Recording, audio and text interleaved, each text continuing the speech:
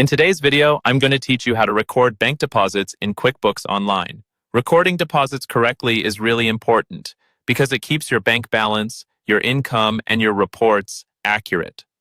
Let's walk through the process step by step, and I'll explain what you're seeing on the screen as we go.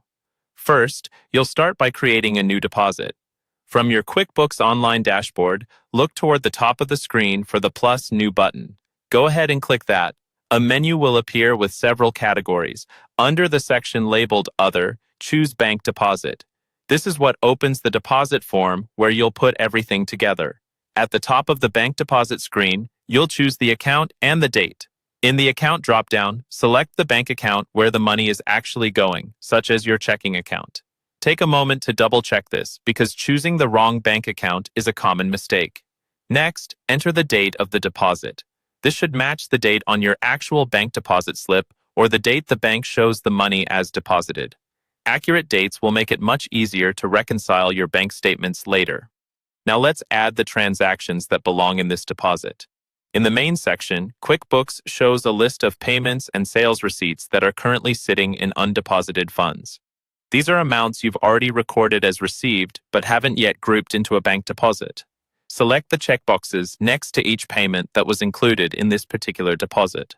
The goal is for the total in QuickBooks to match exactly what the bank shows as one lump deposit.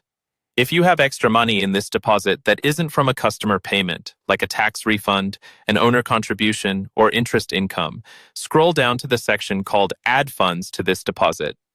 On a new line, choose the appropriate account that describes what this money is, then enter the amount and any memo you want for your records.